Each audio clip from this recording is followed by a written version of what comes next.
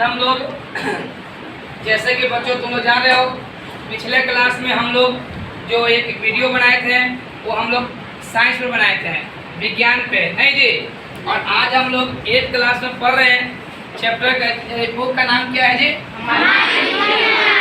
Class क्या है जी? 8th class है कि कौन सी बुक पढ़े छोटी हम लोग?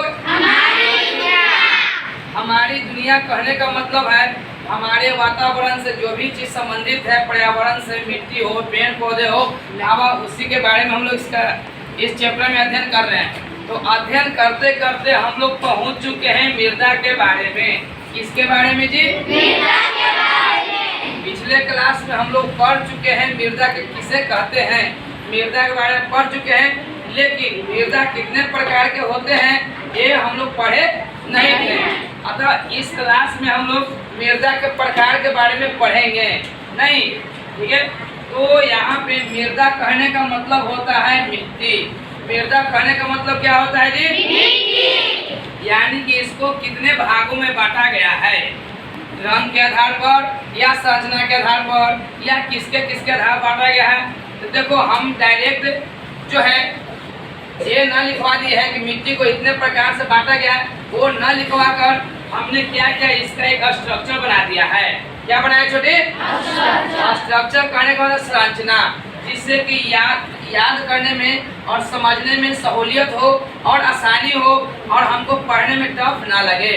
तब बतलाओ यहाँ पे ये जो मिट्टी है, मिट्टी को देखो जी उर्वरता तीन भागों में बांटा गया है। कितने भागों में जी? 3 भागों। एक है उर्वरता के आधार पर, दूसरा को है छोटी गठन या संरचना के आधार पर। बोलो पहला में किसके आधार पे है जी? किसके आधार पर? दूसरा में किसके आधार पे है? और तीसरा में किसके आधार पर है? ध्यान दो, ये मिट्टी को हमारे जो वैज्ञानिक लोगों ने है इसको 3 भागों में बांटा है। कितने भागों में बांटा है जी? 3 भागों में। पहला में किसके आधार पर? उर्वरता के आधार पर। दूसरा किसके आधार पर? गठन या संरचना। गठन या संरचना। और तीसरा में किसके आधार पर जी? मिट्टी को बांटा गया। अब सभी के मिट्टी अलग अलग होते हैं। अब मतलब रंग के आधार पर मिट्टी कौन कौन होते हैं, ठीक है, गठन या संरचना के आधार पर मिट्टी कौन कौन होते हैं और उर्वरता के आधार पर मिट्टी कौन कौन होते हैं। तो देखो ध्यान दो, यहाँ पे है उर्वरता के आधार पर।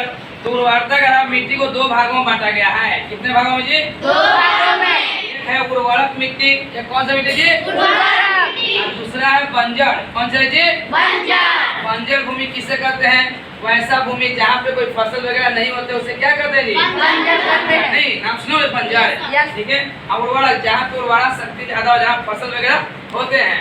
तो बताओ जी उर्वरता के आधार पर मिट्टी को कितने भागों में बांटा गया? कौन कौन? उर्वरक और बंजर। बोला करो, पिटा जाओगे नहीं समझोगे तो, और जिसको समझ नहीं आता बीच में क्वेश्चन करोगे, ठीक है। अब बताओ जी गठन या संरचना के आधार पे मिट्टी को कितने भागों में बांटा गया है जी? 3 भागों में। गठन या संरचना के आधार मिट्टी को कितने भागों में बांटा गया है? 3 भागों में। पहला में कौन है? बलुई। दूसरा में क्या है? तीसरा में क्या है? समझ गया जी। आप बताओ रंग के आधार मिट्टी को कितने भागों में बांटा गया है? पहला में कौन सा?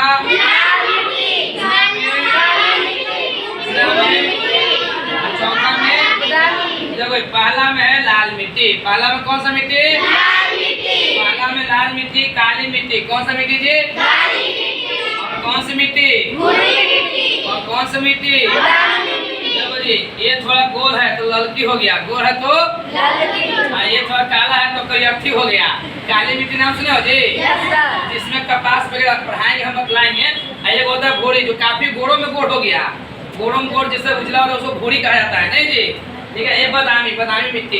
अब सबका हम लोग पढ़ेंगे एक करके कि किसके बारे में क्या है, किसकी क्या विशेषता है, कौन सी मिट्टी में कौन सी फसल होते हैं। तो यहाँ हम लोग यहाँ पढ़े हैं नवीन जलोढ़ मिट्टी को हम लोग खादा कहते हैं।